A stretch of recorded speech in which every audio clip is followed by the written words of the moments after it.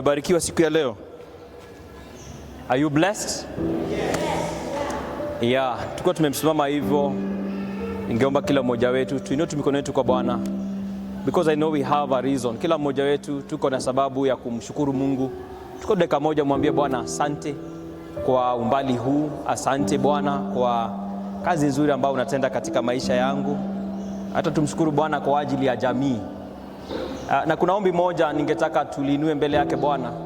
Hata kabla tuanze, tumeona mashule, there is a bad spirit in our schools, in our high schools, a lot of rebellion. Na wewe kama mtumishi wa Bwana, you can stand in the gap right now. Just take a minute and tell the Lord something. Yes, may this spirit be defeated in the name of Jesus. Oh, we declare the peace of God. We declare the peace of God. We declare the peace of God. The peace of God that surpasses every understanding of man. Lord, that our children, Lord, those who are in boarding schools, my Father, they shall be a blessing to their teachers. We rebuke every spirit of rebellion in the mighty name of Jesus. Oh yes, we declare that the power of God reigneth in the four corners of this country. And therefore our children who are in boarding schools, in high schools, wherever they are, in the four corners of this country, we declare the presence of God. We declare the peace of God. We declare the Spirit of God to take over their minds, Lord. And even those who are preparing for their exams in the month to come, oh God, that they shall not fear, but God, they shall be mentally prepared even to execute that which God you prepared them for the glory and honor of your name. Today we stand in the gap, praying, Lord, for peace. Yes, praying for order in our schools in the name of Jesus. And even, Lord God, I pray for our teachers. Oh God, them that are teaching and ministering to them, that they shall not give up. But God, they shall be good examples to the students. And Abba Father, you shall turn the heart of the teachers to the students, and the heart of the students to the teachers.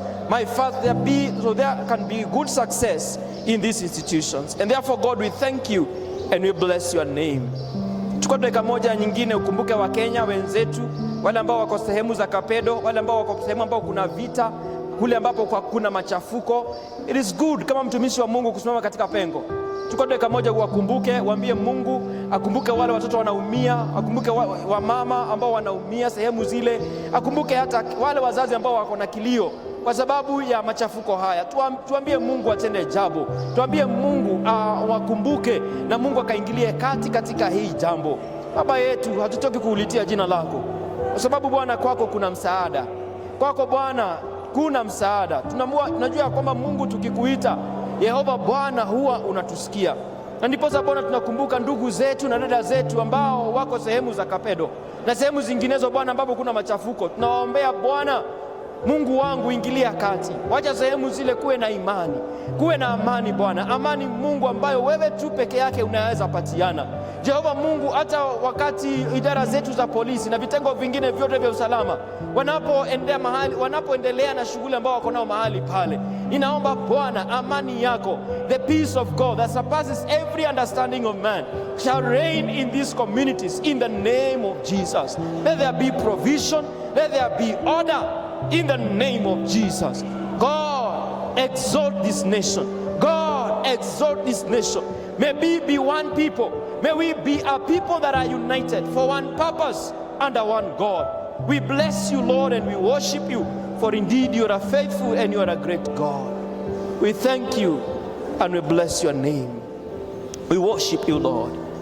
Abba Father, hata tunapoendelea katika sehemu hii ya kusoma jina lako, neno lako, Bwana Mungu, tunaomba ya kwamba utanena nasi, utanena na maisha yetu Bwana, na utasaidia Mungu kusimama na tukakue tofauti ambayo Bwana unatazama hapa ulimwenguni. Wacha Mungu maisha yetu yakawiane na mapenzi yako, ya kwamba Mungu kila mmoja wetu Jehova Bwana tuishi maisha ambayo utakufurahisha, mawazo yetu, maneno yetu Bwana, tukafanye kazi kadri vile Bwana unapenda. Nakushukuru na tunakuinua. Mungu wetu, tunaomba Bwana utupatie wakati mwema mbele zako. Bwana Yesu, fanya neno lako likawe rahisi kwetu Bwana kulielewa, ili Bwana hili neno likawe na manufaa katika maisha yetu. Nakushukuru Bwana na tunakuinua. Katika jina la Yesu Kristo tunaomba na kuamini. Kila mtu aseme, kila mtu aseme, si tumpigie Bwana Yesu makofi. Haleluya, haleluya, amen. Tunaweza keti na Mungu abariki sana. All right, we thank God for this day. Najua kwamba it is God who has made this day, and I know for sure that all of us who made it to the house of the Lord tutabarikiwa kwa sababu tuliingia katika nyumba ya Baba. Ningetaka uangalie jirani yako and mwambie tu kwamba wewe utabarikiwa. Mwambie tu wewe utabarikiwa. Yes, because they came in the house of the Lord, God is surely going to bless them. Siku ya leo ningetaka tuangalie maandiko.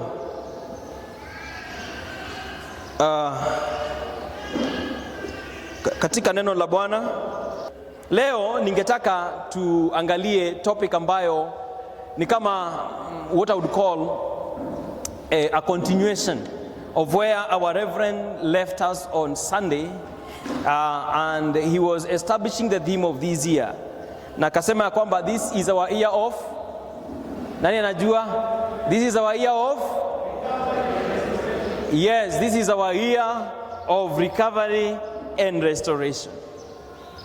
And today's message is quite a unique message, because hii ni neno ambao tuseme mwanzo wa mwaka. When I was thinking about this year, there's only one word that the Lord dropped in my spirit early in the year, and this word was just acceleration. Bwana asifiwe sana. Acceleration. Paka nikamwambia Mungu, what does this mean? So when I saw this pastor laying the foundation of what this year portends for us as a fellowship, ile ambao ni mwongozo wa mwaka huu katika kanisa letu, nikaanza kuona huu ujumbe wa acceleration. Kwa Kiswahili tutasema sijui kasi. Is it? Kasi ama speedy. Yeah? Nikaona umeanza kuchipuka katika ndani yangu, na nikafikiria ni vizuri ya kwamba niuzungumzie siku ya leo. Nitaanza kwa swali. Na swali ni, katika wakati mwingi katika maisha yetu, katika hata maisha hapa kanisani, katika maisha yetu katika huduma, kuna wakati ambapo tunasikia ni kama mtu ameshika handbrake. There are times that you feel that you are stagnated, that you are stuck, that you're not moving forward. Kuna wakati ambapo unasikia ni kama umefanya bidii zaidi lakini mambo hayaendi. Lakini mambo, biashara ambayo unafanya, kazi ambayo unafanya, huduma ambayo unafanya, unasikia ni kana kwamba mambo hayaendi kwa kasi. Today, in the name of Jesus, I want to introduce to you to the God of divine acceleration. Bwana asifiwe sana. Nataka nikuelekeze kwa Mungu huyu ambaye huwa anaangusha handbrake na unapata kasi na unaweza kufikia malengo yako in a record speed. Bwana asifiwe sana. Wale ambao wanatuangalia katika online, tunawakaribisha katika huu ujumbe, and we want to go together so that we may understand who is this God who causes divine acceleration. Na sijui kama leo katika kanisa letu leo, I don't know whether you are there. Is there anybody in the church who desires to see divine acceleration in their lives? Is there anybody in the church today? Is there anybody who is saying, I am here? Is there anybody in the church today? Can I hear you say, I am here? I need divine acceleration. Hallelujah. Amen. I believe God, you will be blessed because you came in the house of the Lord. Utabarikiwa. Wale ambao watafungua huu ujumbe kuangalia na kusikiza mara tena, you will be blessed. Wale ambao wangejiuliza acceleration ni nini, ama kuwa na kasi ni nini, ama divine acceleration ni nini, ningetaka tu kukujulisha kwamba kupata speedi, It is, kwa Kiingereza tunasema ni kwamba is the capacity to gain speed within a short time. It is a quick advancement. It is the rate of forward progress and advancement per a moment of time. Yani hii ni ile uwezo ya kupata speed ya kufanya mambo, kupata speed ya kuachieve your goals and objectives in a record time. Bwana asifiwe sana. Na tunajua ya kwamba hata katika maisha yetu ni vizuri kuwa na speed, lakini kuna wakati mwingine sisi tunapitia katika mitihani. Kuna wakati mwingine, wakati wa patience, wakati wa kugojea Bwana. Kuna wakati wa kugojea kipindi kipite. Kuna wakati hata wa kupitia katika nafasi katika maisha yetu kuangalia uaminifu wetu. There are all these seasons in life. But goja nikwambie mpendwa, kuna season inafika, unakaa katika ile hali, unagojea Mungu patiently, unakuwa faithful in your giving, unakuwa faithful in your service before the Lord. Lakini bado mambo hayaendi. Lakini bado mambo hayasongi. Lakini bado unaona maombi niliomba miaka 5 iliisha. Bado nagojea. Ningetaka kukutangazia ya kwamba in this season of recovery and restoration, God is releasing divine acceleration.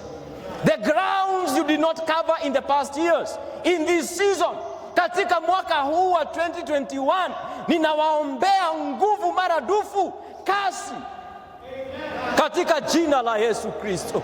Kuna wengine wako stagnated katika career zao. Kuna wengine bado unaangalia, unaona pengine nilikuwa nangojea ile promotion. Kuna wengine mnajua umeiva, hata pahali pako pa kazi, jamaa anakuja tu na unajipata amekupita. My friend, don't be discouraged when you see them overtaking you. Don't be discouraged ukiona mmoja amekuovertake. Your God is going to release another gear, the gear of divine acceleration. Na ile nafasi ambayo unaona kama kwamba umepoteza, our God, hallelujah, Mungu wetu, He is going to usher you in a new season, the season of divine acceleration. Huyu Mungu,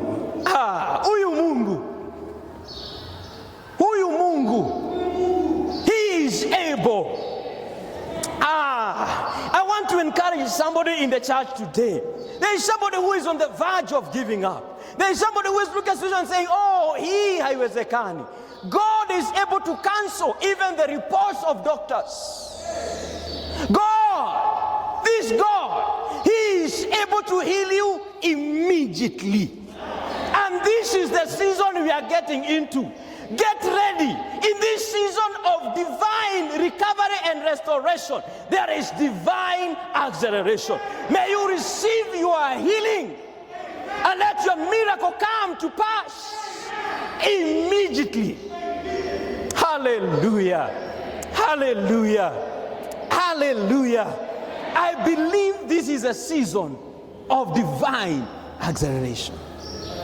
Yale maandiko mchungaji alitunenea Jumapili iliyopita, ukasikia kwamba Daudi amerudi, amepata pale walikuwa wanaishi, kijiji kimechomwa, watoto wake zao, mali zao zimekwenda. Wale jamaa walikuwa wamena nao katika vita, wakasema huyu jamaa ndiye amefanya tuumie hivi, kama hatungeenda tungeweza kulinda boma. Bwana asifiwe sana. Kama hatungefuata maagizo haya, hatunge incur these losses. I have good news for you. If you follow the voice of the Lord, even whatever appears like it is lost now, it is not lost. It is not lost. Jamaa wakafikiria watatwanga Daudi mawe. Daudi akajitia nguvu katika Bwana. I want to encourage you in this season. Encourage yourself in the Lord. Na kauliza Bwana, hawa jamaa kwa sababu wanataka kunipiga mawe, nifuate hawa watu ama nisiwafuate? Mungu akamwambia, fuata hawa jamaa. You are going to recover. You are going to overtake them. This is the God who gives us speed. Hallelujah. This is the God God who empowers us for speed. Huyu ni Mungu anatupatia kasi. Ni Mungu anatupatia speedi ya kuachieve mambo. Tusome maandiko, kuja niwapatie mfano mwingine. Yesu katika, if you read John chapter 4, Yesu hata kama ndio anaanza huduma, ameingia katika sherehe moja pale in Kana, sherehe ya harusi. Wale wageni wamekuja, wamekunywa mvinyo, they have drunk the wine, na divai imekwisha. Sema divai imekwisha. Lakini wageni bado wako. Na sasa tufanyeje? Tufanyeje sasa? Wakaulizana. Mama yake akasema hapana, mjulisheni yule. Let God know. Let God know that there is no more wine left. Wajua ukifanya hesabu zako utafanya hivi. For you to develop ama kuunda wine, for you kuunda divai. Ngoja niwaeleze. Kuna divai inapatikana ambayo it is even 20 years old. Bwana asifiwe sana. For you to get quality wine, from the time you harvest the grapes, uzikande zitoe ile wine, you have to ferment it, and the more you ferment it, the better it becomes. And they say for you to get quality wine, it must be fermented for not less than 4 years. Yesu, hatuna divai. Ili tupate divai mzuri lazima tungojee miaka 4. Yesu anasema hapana, kuna nini? Kuna zile mitungi zimewekwa pale, mitungi 6. Ziko na nini? Hazina divai, lakini ziko na maji. Maji inawezaje leta divai? The God of acceleration. The God of acceleration. Anawaambia hapana, chota. Mpatie chief of the party. Chota maji, umpatie chief of the party. Akichota, before ifike kwa yule ambaye ni chief of the party, inakuwa the best wine. Lile ambayo lingetendeka kwa miaka 4, miaka 5, in an instant, from water to wine. Immediately. You may be having water, but you are thinking, how will I get a good wine? Must I wait for 4 years? Must I wait for 5 years? Must I wait for 10 years? Hallelujah! In this season, do I have anybody in the house who have enough faith to say in this season? In this season, iyo maji lazima ikuwe divine. In the name of Jesus. The God of divine acceleration. Ngoja tusome maandiko ili tuweze kuelewa vizuri. Mimi napenda kufunza sana. Kwa hivyo tuingie pole pole. But I know you are going to be blessed. Tuingie katika kitabu cha John 5. John 5. Nitasoma kwa Kiingereza lakini nitawaeleza vile ambavyo unasoma. John 5, tuanze pale mstari wa kwanza. Biblia inasema hivi. Hallelujah. Biblia inasema hivi. After this there was a feast of the Jews, and Jesus went up to Jerusalem. Hallelujah. Now there is in Jerusalem by the sheep gate a pool, which is called in Hebrew Bethsaida, having 5 porches. In this lay a great multitude of sick people, blind, lame, paralyzed, waiting for the moving of the water. Tell your neighbor, these people are waiting for an opportunity. They were waiting for an opportunity. Let's go to verse 4. The Bible says that for an angel went down at a certain time into the pool and stirred up the water. Then whoever stepped in first. Tell your neighbor, whoever stepped in first. Yes, after the stirring of the water, was made whole of whatever disease he had. Tell your neighbor, of whatever disease. Of whatever disease. Give it a name. If it lands in the opportunity when the water is stirred, it goes away. Now, I like the word of God. When the Bible tells you now, it is telling you, like if you're to say in Kiswahili ungesema sasa. In other words, it's a continuation of a better story. Inaendelea kutupatia mambo mengi kuhusu hili tukio. Biblia inasema hivi, now a certain man was there who had an infirmity 38 years. When Jesus saw him lying there and knew that he already had been in that condition for a long time, he said to him, hallelujah, do you want to get well? Do you want to be made well? The sick man answered, sir, I have no man to put me in the pool when the water is stirred up. But while I am coming, another one steps down before me. Hallelujah. This is a good example of somebody overtaking you. When you want to make progress, somebody overtakes you. When you want to make progress, somebody overtakes you. Jesus said to him, rise up, take up your bed and walk. Rise up, take up your bed and walk. And immediately, somebody shout immediately.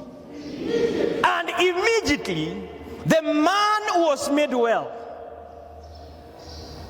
took up his bed and walked, and that was the Sabbath.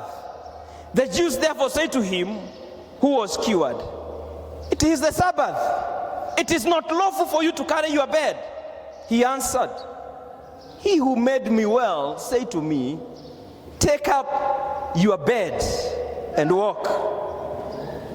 The God of acceleration, Mungu ambaye anatia spidi katika shughuli zetu. Huyu mzee ama niseme huyu mwanamume alikuwa katika pale kwa puli ya Bethsaida, alikuwa pale akigojea muujiza, na Biblia inasema ya kwamba pale kulikuwa kumejaa watu ambao walikuwa na magonjwa tofauti tofauti. Kulikuwa na viziwi, kulikuwa na watu ambao wamelemaa, kulikuwa na wagonjwa wa aina yote.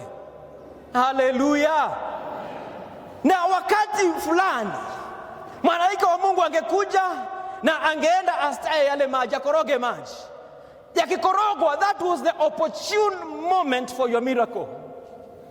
Wale ambao walikuwa wanajiweza wangeingia ndani, na huyu mzee anapojaribu ku make progress anapata kuna mtu amenikata, muujiza wangu umeenda. I have good news for you, my brother, my sister. When Jesus came to the scene, ni ukweli kulikuwa na wengi. Yesu akaangalia akaona huyu mzee. Biblia haisemi kuhusu hao wengine, inasema Yesu aliangalia huyu mzee. Si Yesu aangalie mtu siku ya leo. Si Yesu aangazie macho yake kwa mtu leo. Haleluya! Akaangalia huyu mzee akasema, unajua Yesu alikuwa Mungu. Alipomuona amelala pale, this man pengine alikuwa nawaza, itafika siku gani? Siku yangu itafika gani? Itafika siku gani? Sina nguvu, sina uwezo. Nikijaribu kuna wengine wako na kasi kuniliko. Haleluya! Mawazo yake yalikuwa, muujiza wangu lazima utoke pale kwa maji. But I want to introduce you to God of divine acceleration, who cuts all the protocols and creates an opportunity for you that is only divine. Bwana asifiwe sana. Wale jamaa walikuwa wameketi pale, hawakuwahi ona mtu ameambiwa, hakuambiwa ingie kwa maji. Bwana asifiwe sana. When God shows up in your situation of stagnation, don't lean on your own understanding. Don't lean on your own way of thinking. When God comes, He brings something that is divine, which no eye has seen, which no ear has heard. It is packaged for you in a special way. He comes. That which had taken 38 years did not need the man to get into the water when God shows up. Nasema yale ambayo yalikuwa nangojea huyu jamaa aingie katika maji. When Yesu alipoonekana mahali pale, Yesu alipochomoza mahali pale, itikadi na mienendo ya kuingia katika kidibwi ikakuwa cancelled. Because when the divine comes, wakati hali ya uungu inakuja, heavenly order is declared on earth. Na hapa Yesu akamwambia, wewe najua umekuwa hapa miaka mingi. Alafu akamuuliza, do you want to be made well? Imagine wewe uko stagnated saa hii. Unasikia kama mambo haiendi. Unasikia kama mambo hayasongi mbele. Ni kweli, unaamka asubuhi na mapema. Biashara ndio hiyo unang'ang'ana nayo, lakini unaona Bwana mambo bado hayaendi. Of course, ukiomba Mungu unatarajia Mungu ajue unataka kusonga mbele. Bwana asifiwe sana. But for you to get into the arena of the supernatural, for you to get into the arena of the divine, you have to cancel your way of thinking. Lazima uondoe hali yako ya kimawazo ili ukubali Mungu afanye mambo ambao haujai yaona, mambo haujai yasikia, na ukubali Mungu umwambie, Bwana unaponiongoza nitatenda. Miaka 38 ukiwa unangojea opportunity, God cancels all protocol. Anamwambia hapana, unataka kupona? Jamaa anaanza kusema, unajua mimi sina nguvu. What a story. What a story. We are deserving God of divine acceleration. When your moment of acceleration comes, don't think, just press forward. Don't think, just press forward. Wachana na historia. Kwetu mambo yetu yanaenda pole pole. When God shows up, kanyanga mafuta. When God shows up, usianze kusema hapa naona kuna potholes. Hapana, kanyanga mafuta. When the divine order is declared, all the rules and the protocols that you know, they are cancelled. They stand suspended for that moment. Hallelujah. They stand suspended for that moment. And this is what you need to understand.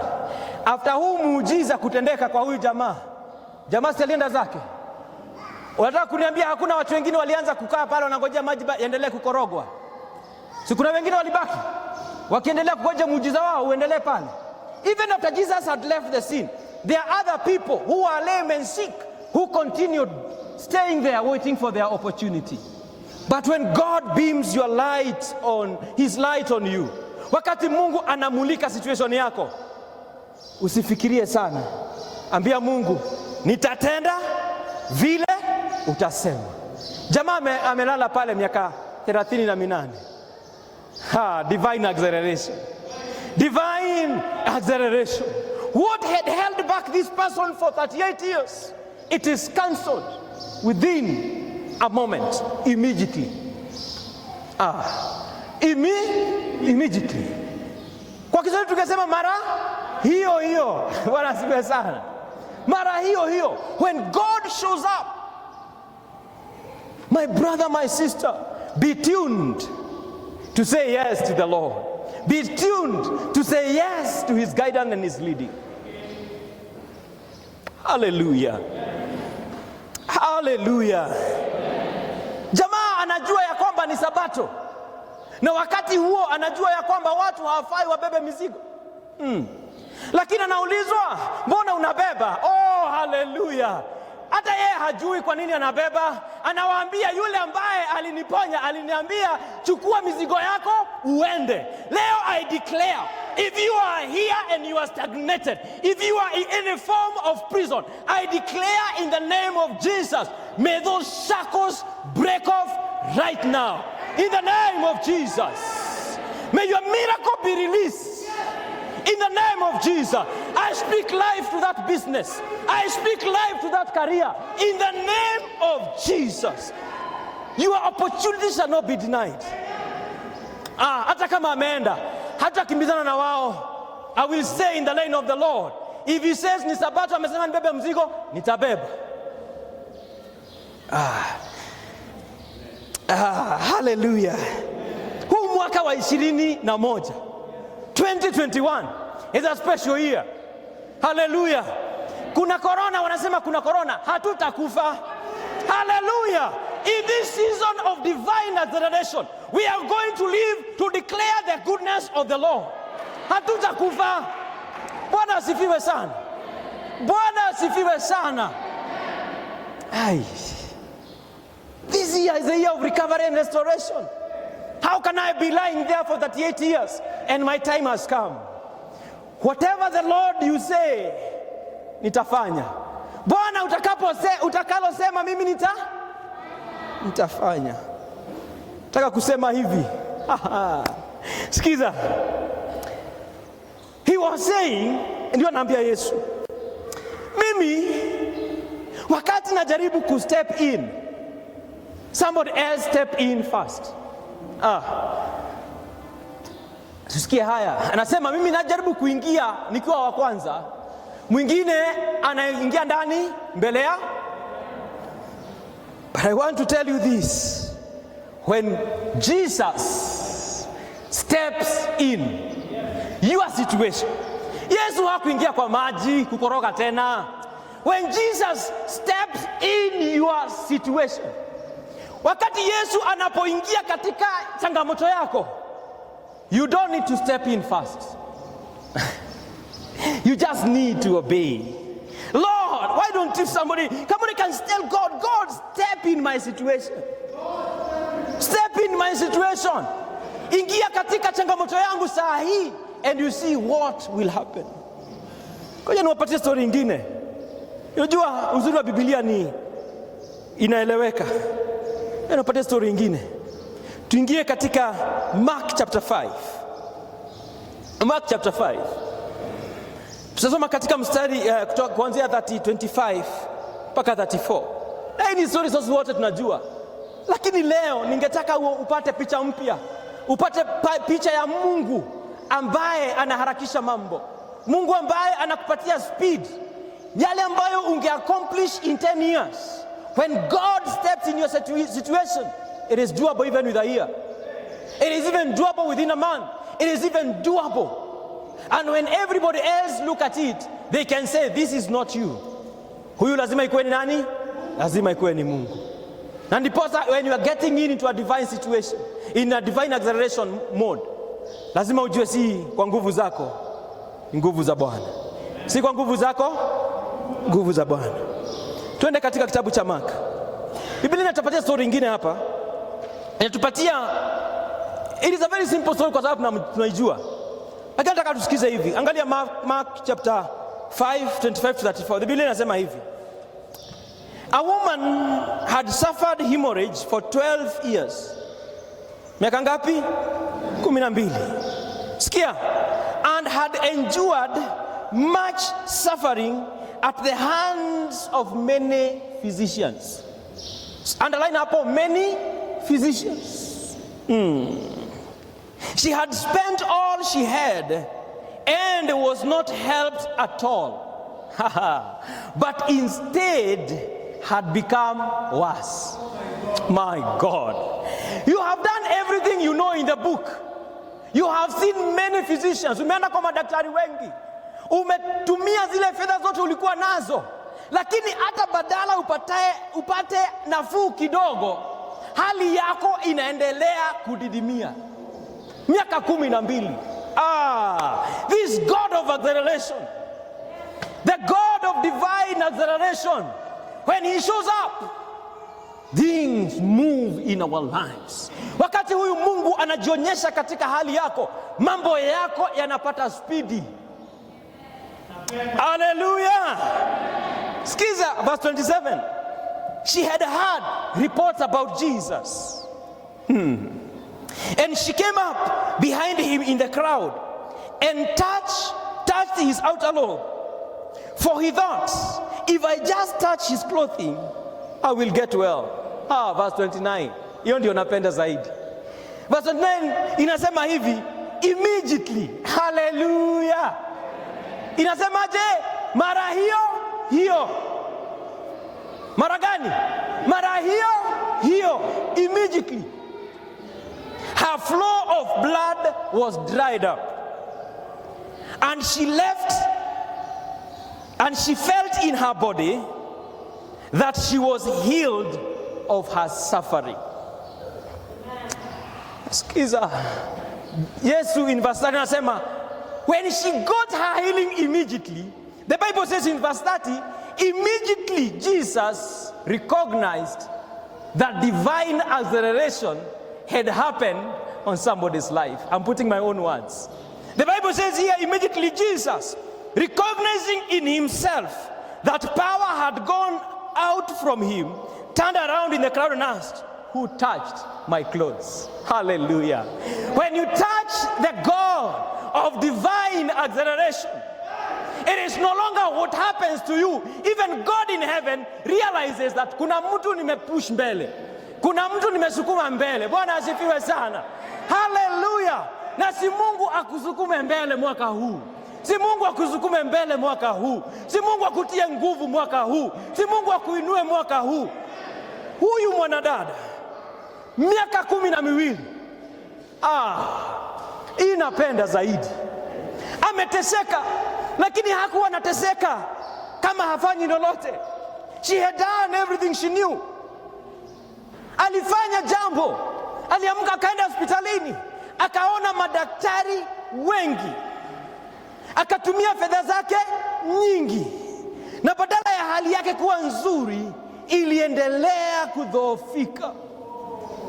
My God, cursed is any man who trusts upon another man.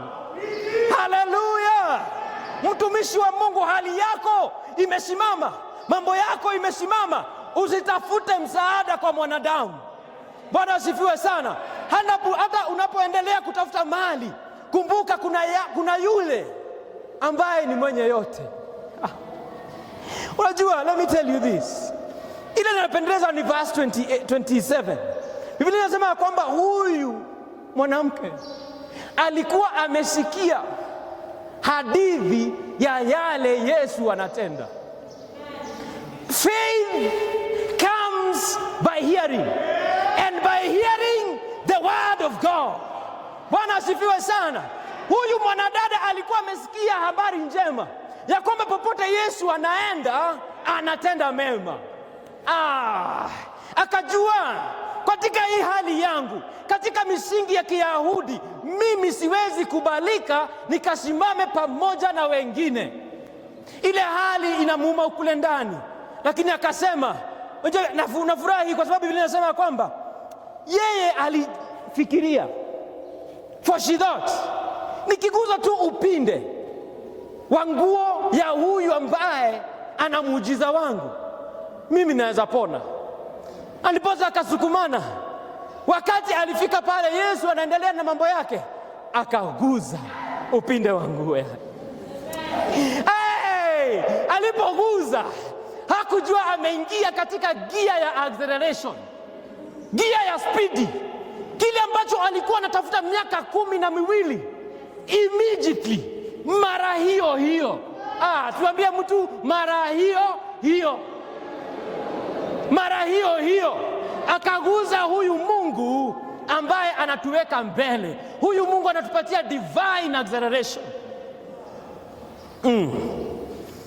Niwaambie,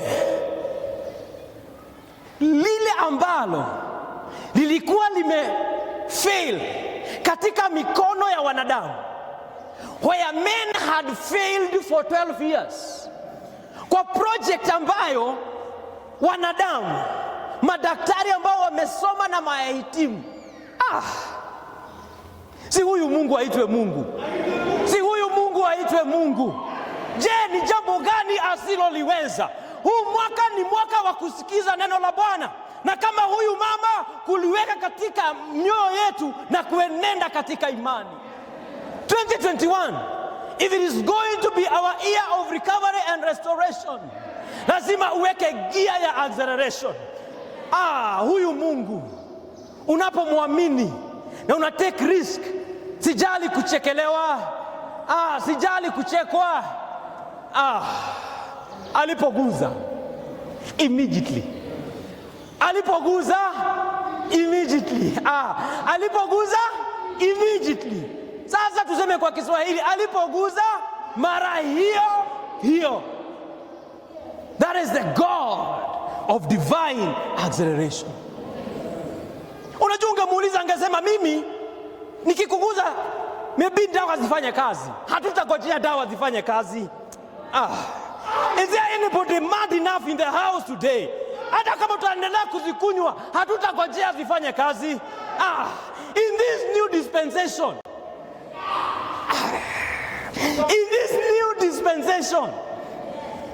Ni wakati wa kusukumwa mbele na Mungu.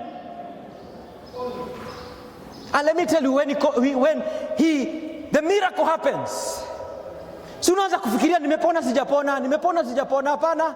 Biblia inasema haikuwa fake. Even this woman, she felt in her body.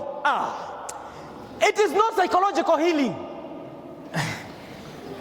Sisemi kuponywa kimawazo. Naongea kuhusu kuponywa mwili. Akasikiza uchungu penye ilikuwa imeenda. When you connect with the God of divine acceleration, whatever had delayed in your life, the problem is sorted mara hiyo. Mwaka huu ninaomba Mungu, huyu Mungu wa divine acceleration, ninaomba katika hili kanisa, wacha kuwe na ushuhuda mwaka huu wa 2021. Wacha kuwe na ushuhuda on this word that you are preaching today. Let there be a testimony amongst you ya kwamba Mungu, kuna jambo Mungu amenisukuma mbele. I pray to God, may He honor this word and perform it in your life. And when He does it, ukisukumwa mbele usinyamaze. Kuna jamaa hapa amegojea promotion miaka mingi and you are qualified. I want to declare to you prophetically, mara hii, receive it in the name of Jesus. Receive it in the name of Jesus. Receive it in the name of Jesus. When you hear the message of Jesus, when you hear the word of God, unaposikia neno la Mungu, usikuwe kama wana wa Israeli.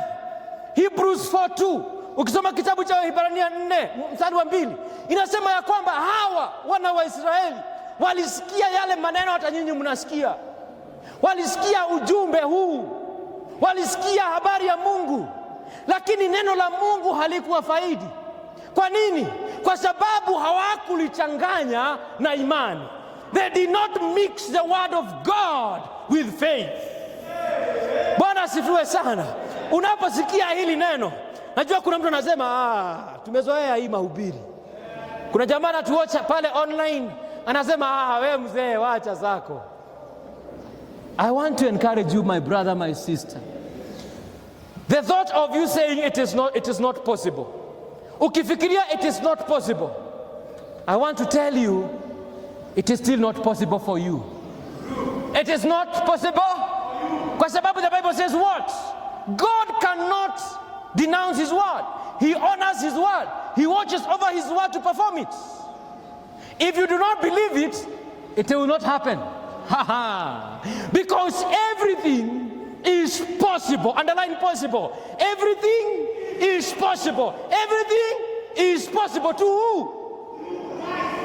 Through Christ and to him who believes. Yule ambaye anaamini yote, yule ambaye anaamini yote, put this word into practice by faith. And the God of divine acceleration will release supernatural provision, that all the protocols of man, shughuli zote za wanadamu zitawekwa X, and the divine shall show up. Yale yote madaktari walingangana nayo miaka 12. Mungu alideal nayo mara hiyo. Siwaambie mtu huyu Mungu tumtumikie 2021. Siwaambie tu mtu kama umefurahi, mwambie tumtumikie huyu Mungu. Hallelujah.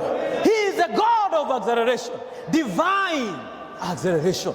When all protocols of man are cancelled, the blood that was hemorrhaging, damu ambayo ilikuwa inatiririka miaka 12, wakati huo ikakauka. Hallelujah.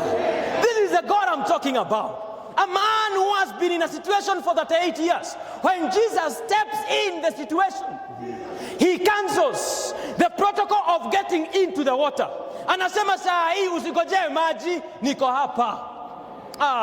When God comes in your situation, nothing is impossible for you. Nothing is impossible for you. Is there anybody in the house today who has enough faith? Is there anybody in the house today who has enough faith? Is there anybody in the house today who is angry enough because of their situation? Kuna mtu amekuwa akijaribu kupigana na kabiashara, hakaamuki. Today we want to declare the word of God. Rise up. In the name of Jesus. Let me tell you, in 2021, I will stop dealing with God kikawaida. And so you should stop dealing with God kikawaida. God is not limited by what we think. Allow him to be God. Allow him to be God. Just show up. Do your thing. God will do the rest. Kama Yesu angeambia huyu jamaa inuka uende, jamaa akaanza kumwambia unajua ninaumwa hapa. Aanze kumwambia unajua hiyo haiwezekani, ngoja malaika akoroge maji. Kama angemwambia Yesu hivyo, do you think muujiza unge happen? Lakini alipomwangalia hivi, Yesu Mungu akaangalia akasema, wewe hii hali yako si ya kawaida. Umekuwa hapa miaka mingi. Unataka kupona? Jamaa akaanza kumwambia, unataka kupona? Inuka, beba mzigo wako, enda nyumbani. The protocol ya kuingia kwa maji, when God steps in, the creator of the water, the one who created the water you are relying on, yule ambaye aliumba hayo maji, when he shows up, he cannot compete with what he created. He shows himself to be God. And at the mention of one word, miracles happen. Divine acceleration happen. Bwana asifiwe sana. Kuna jamaa aliambiwa, wewe kuja. Hawa watu wa Israeli wanaendelea sana. Ningetaka ukuje uwalaani.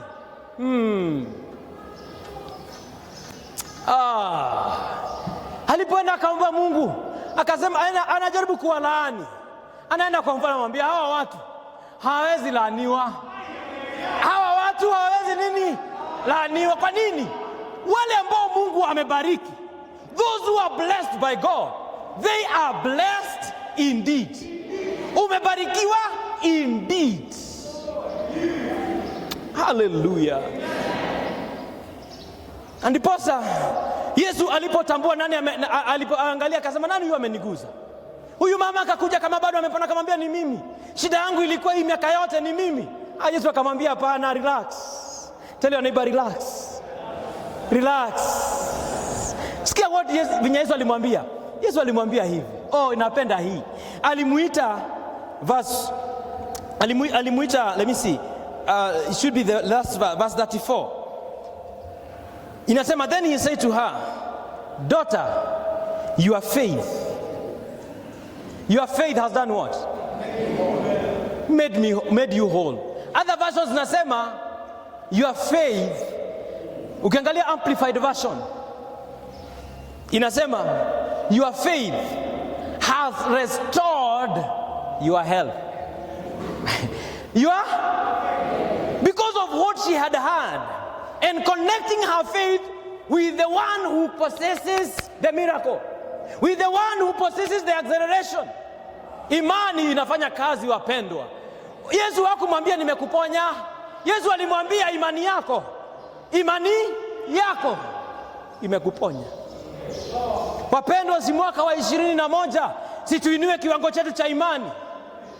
Yale mambo yanaonekana kama hayaendi, hata si yako peke yako, angalia hata katika familia yako. Yale mambo ambayo hayaendi, God, may you provide divine acceleration in the name of Jesus. Unajua nataka niwaeleze hii neno la Mungu ni tamu. Because yale Mungu ambayo anasema si theory, ni practical. Bwana asifiwe sana. Si theory, ni practical. Na wakati mmoja in the Old Testament, Mungu alijaribu kudemonstrate how practical it is to have physical acceleration. Wakati mmoja mtumishi wa Mungu, 1 Kings 18, Elijah, miaka 3 imepita, kumekuwa na kiangazi. Na Mungu amesema wakati huu ni wakati ambapo nitaita mvua irudi. So when Elijah alipokuwa narudi, wakakutana na mtumishi wa King Ahab. Wakati walikutana, Elijah mtumishi wa Bwana akamwambia Elijah, wewe unawezaje kuja ujionyeshe? Na kuna decree King Ahab ametoa ya kwamba yeyote ambaye atakupata, kwa sababu umetafutwa kila kona ya hii nchi haukuonekana. Ikasemekana mmoja ambaye atasema umepatikana na ukosekane atauliwa. Na mtumishi wa Bwana akaanza kuogopa, akamwambia Elijah, sasa wewe umefanya tuteseke hivi, just confirm to me kwamba nikisema umekuja utapatikana. Elijah akamwambia yes, nitapatikana. Na wakati wameenda pale mlima Carmel, Elijah amefanya muujiza. Ameita moto, umekuja umeteketeza dhabihu. Wakati alipoambia wale wana, akauliza leo tujue nani Mungu, whether ni Mungu wa Baali ama ni Mungu ambaye namwabudu. Na Mungu wa Elijah akajibu kwa moto.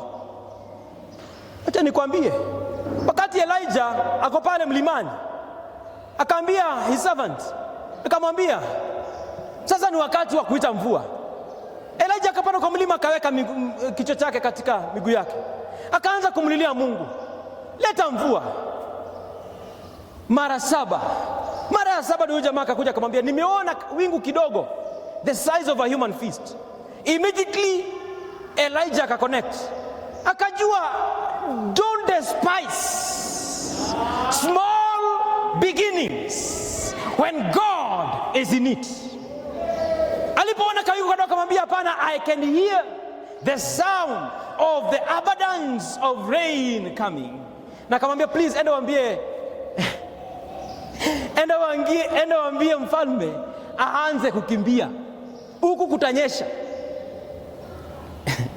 Nataka nikupatie picha. Divine acceleration. Sasa wakati yako kule mlimani, mfalme akaingia juu ya farasi wake, chariots and horses, akaanza kukimbia na kutimua katika mji wa Jezreel. Okay? Lakini akiwa pale, Elijah ako wapi? Amebaki kwa mlima. Na yeye ni mwanadamu. Bwana asifiwe sana.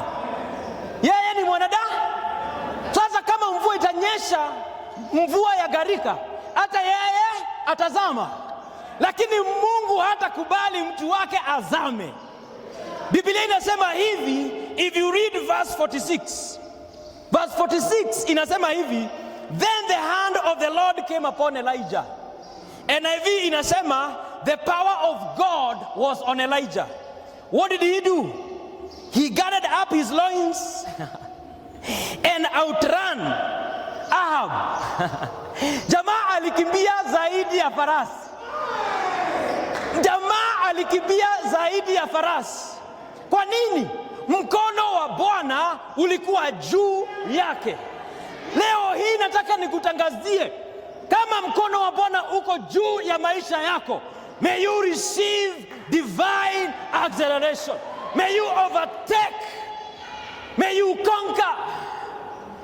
Kama kuna milima ungetamani kuikwea na imekuwa ngumu, wacha mkono wa Bwana uwe juu ya maisha yako. Hallelujah. Divine acceleration. Speed ya kiungu. Hata najua King Ahab anafika mji wa Jezreel, akiangalia kule mbele, anaangalia kama mtu, anasema si yule ni Elijah. Jana anamwambia hapana, divine acceleration. Wewe unatumainia nguvu ya farasi. Some trust in their horses, others trust in their chariots. Wewe unatumainia nguvu za farasi, unatumainia hivi vyombo vya kubeba watu. Lakini mimi ninamtumainia yule aliye juu sana. Wakati wa kuwekwa kazi na Mungu, when God opens the door for divine acceleration, lazima mkono wake uwe juu ya maisha yako. And today I declare, because the hand of the Lord is upon you, may you go places that have been difficult for you to go. May you achieve successes and goals that have been difficult for you to do. In the name of Jesus.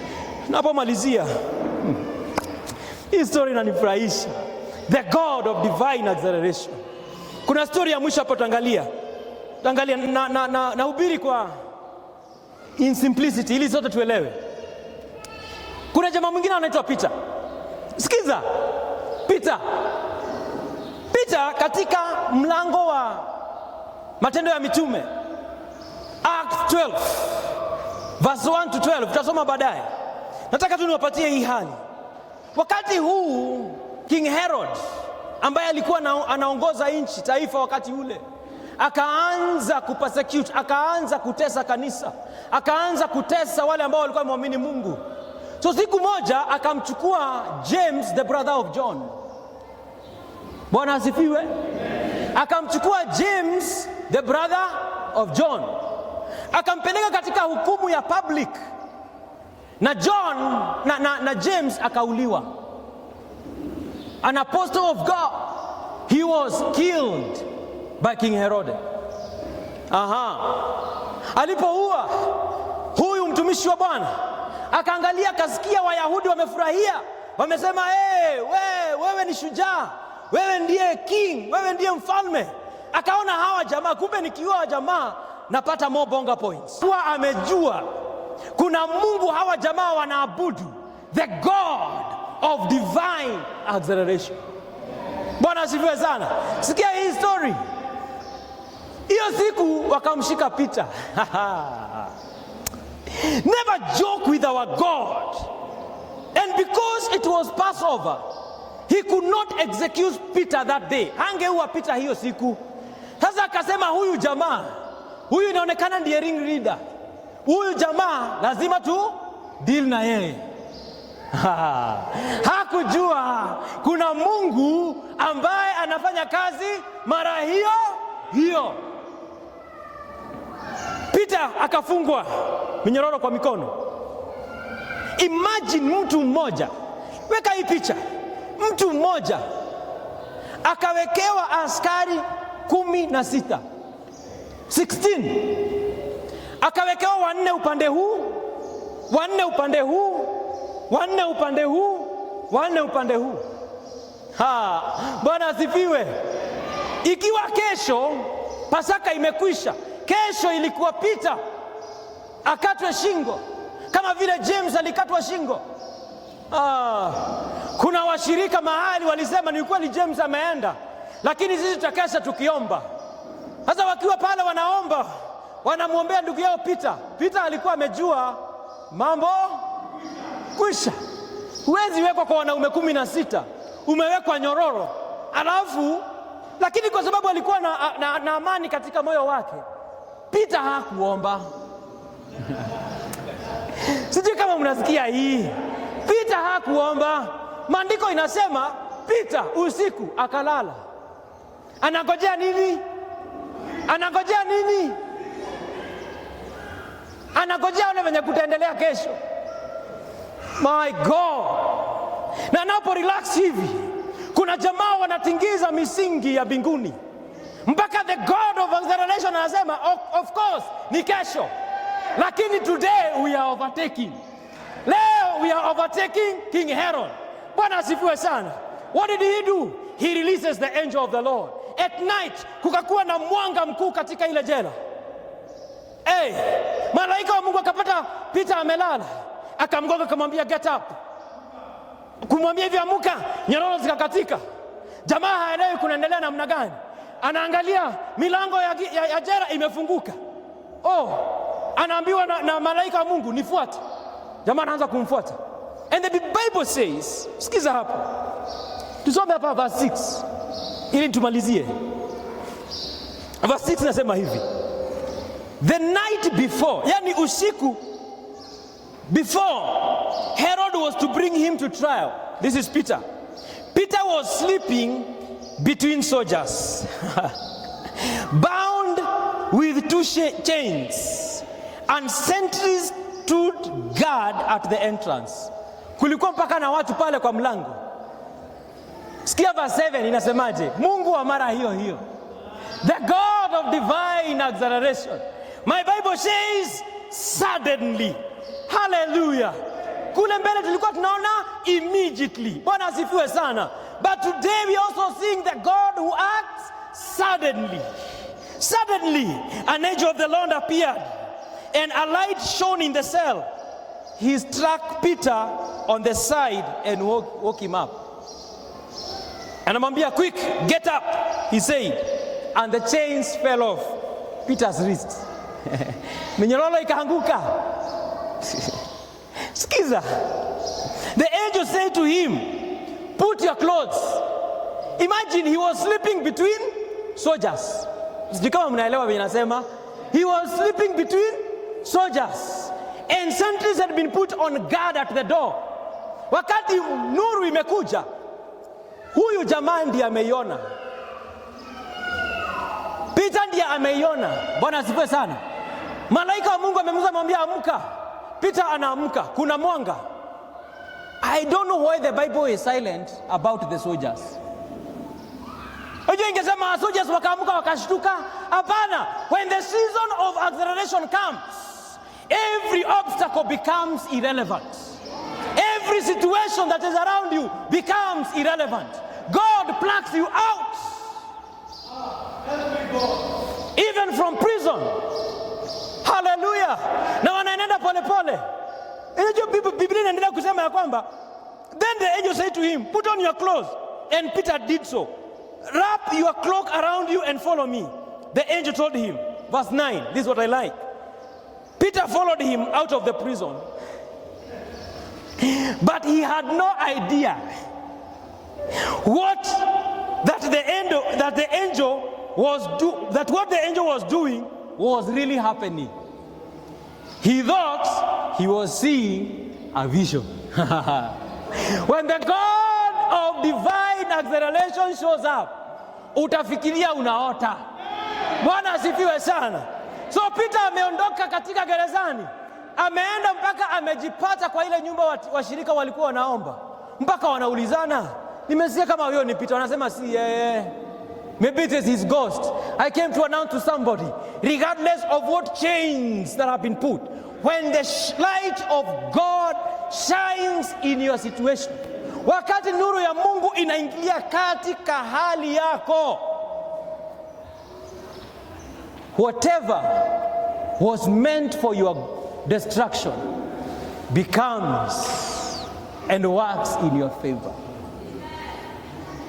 Peter alikuwa anangojea kukufa kesho, lakini mbingu zinasema aje?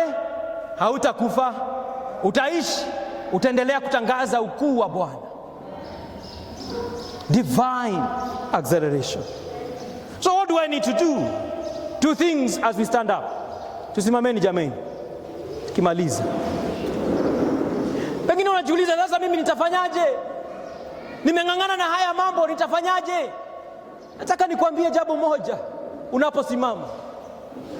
Jambo la kwanza, don't think in terms of what is humanly possible. Usifikirie na mawazo yako, because you are limited. Peter angewezaje toka gerezani na kuna wanaume 16 umefungwa, ungetokaje? But when God steps in your situation, divine acceleration happens immediately. Pengine Peter alikuwa anajitayarisha, nikipelekwa katika koti nitajitetea. Hata pengine walikuwa nafikiria tukifika pale kotini tutasemaje? Lakini Mungu amecancel the trial. Bwana asifiwe sana. Amesema your freedom is coming from me, and it is happening now. Second thing, recognize that God is not yet done with you. Nasema tambua ya kwamba Mungu hajamaliza na wewe. Have you given up? Hata wale ambao wanatuangalia katika online, have you given up? I have good news for you. I have good news for you. God is not yet through with you. The best is yet to come. Just plug into the God of acceleration. Brethren, divine acceleration yatukumbusha kwamba maisha yetu si yetu. Maisha yetu sisi kutembea kwa mawazo ya mwanadamu. Maisha yetu lazima tuyaunganishe na season ya Mungu. We must think what God is thinking. We must align ourselves with the word of God. Lazima tukue ndani yetu kuchipuka imani to believe in this God of the impossible. Because what is impossible with men, it is possible with our God. Sinutu mikono yako mbele zake Bwana.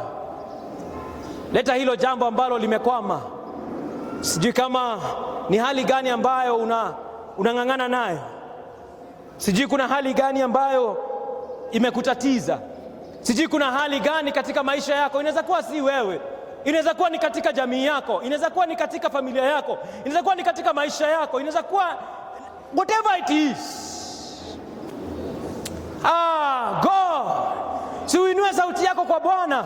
Siwacha hii nyumba ijae watu wanamlilia Mungu. Siwacha hii nyumba kujae watu ambao wako na imani na Mungu wao.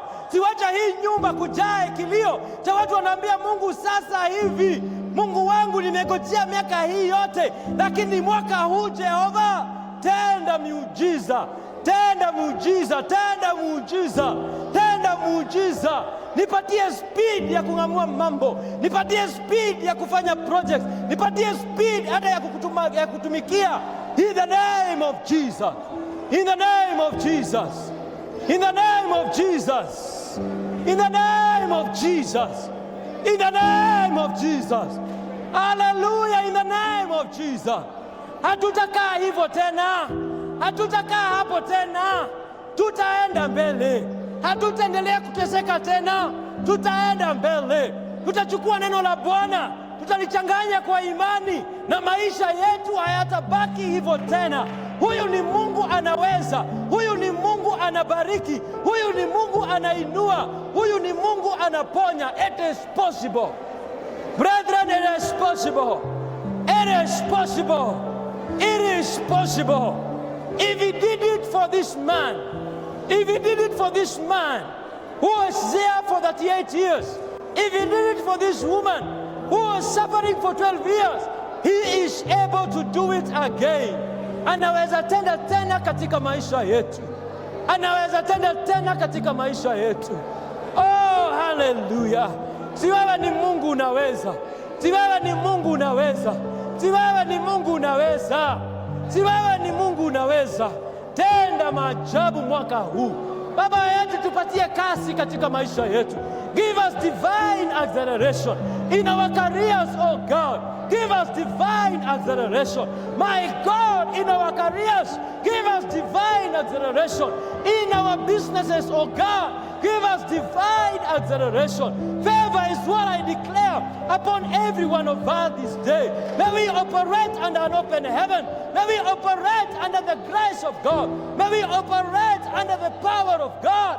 In the name of Jesus. In the name of Jesus. In the name of Jesus. Divine acceleration. Divine acceleration. Divine acceleration.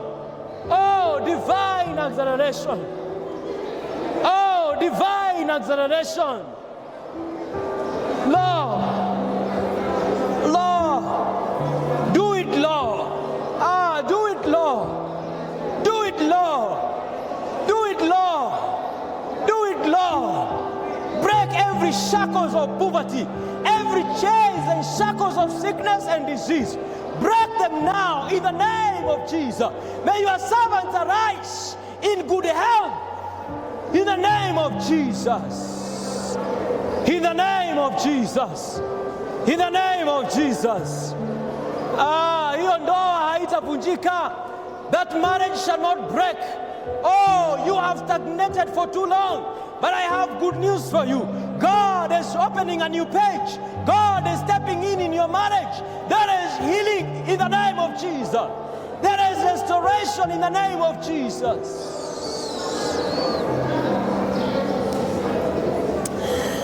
Holy God, Holy God, Holy God, have your way. Have your way now, Holy Spirit. Have your way now, Holy Spirit. Minister great grace upon your children. Let the seed of faith germinate in their lives and their hearts, Lord. And the wisdom, Lord, that we've shared, Jehovah God, let there be divine acceleration in this year of recovery and restoration. My God and my Father, oh, let it be, oh God. Let it be, oh God, let it be. In the name of Jesus. In the name of Jesus. In the name of Jesus. Hallelujah. Pengine kunaweza kuwa mtu pamoja nasi siku ya leo na hujamtambua Yesu kama Mwokozi wa maisha yako. Hata sasa damu ya Yesu inatenda kazi. Hata sasa damu ya Yesu bado inaokoa. Hata sasa damu ya Yesu bado, it is active. And you could be there and you came to the house of the Lord. Na ungetamani unasema niko hapa. I just want to know this God of divine acceleration. Itakuwa ni makosa sana sisi tumalize ibada na hujapokea Yesu kama uko pale. Sisi kama uko pale unaweza inua mkono wako juu. Tuombe pamoja na Mungu atakubariki. Are you there? Are you there? All right. It seems all of us are okay and we are born again. Ningetaka tuunganishe imani yetu pamoja. On account of this word, kwa hile neno ambalo tumelinena siku ya leo, uinue tu mkono wako juu mahali ulipo kila mmoja wetu, tuunganishe tu imani yetu pamoja. Fikiria tu hilo jambo ambalo unaona kama ni mlima. Usiombe, we'll pray together. Inua tu mkono wako pahali popote ulipo. Tuombe pamoja. Tunainua tu imani zetu pamoja. Tunaunganisha imani zetu pamoja. Tunaomba Mungu wa speed, Mungu wa divine acceleration. Bwana, tenda jambo. Wacha tuombe. Mtakatifu, mtakatifu, wewe ni Mungu wetu. Wewe ni ushindi wetu. Katika neno lako Bwana tumeona ulitenda. Siku nyingine Bwana uliingilia kati hali ya watu, mfalme. Wale ambao Bwana kama huu mzee ambaye alikuwa mgonjwa kwa miaka 38. Yesu ulipoingilia kati alipata uponyaji wake. Divine acceleration ikatendeka. Mungu wangu ninaomba katika jina la Yesu. Kuna wengine wetu Bwana tumeinua mikono kwa ajili yetu sisi, kwa ajili ya jamii yetu, kwa ajili hata ya wapendwa wetu ambao hawajisikii vizuri. Pahali popote walipo in this anointing, I declare in the name of Jehovah, immediately may they receive the healing from on high. Yesu waguze mara tena. Wacha wapate nguvu mara tena. Wacha wapate uponyaji wako mara tena katika jina la Yesu. Kuna wengine Bwana wameinua mikono kwa ajili ya biashara zao. Mungu wetu wamefanya kila kitu ambacho wanajua. Mungu wangu katika wakati huu, I declare divine acceleration. Open their understanding. Give them new connection. My God, I pray open new ways. Wacha kama Petero wakashangae vipi ambavyo Bwana umeingilia katika hizi biashara. Wapatie ufanisi. Give them success and great favor. Hawa ni wana wako. As they believe in you, the God of divine acceleration, let it happen in their lives. Baba yetu, kuna wengine wameinua mikono kwa ajili ya kazi zao, their careers, oh God. I want to commit them in your hands in this season of divine acceleration.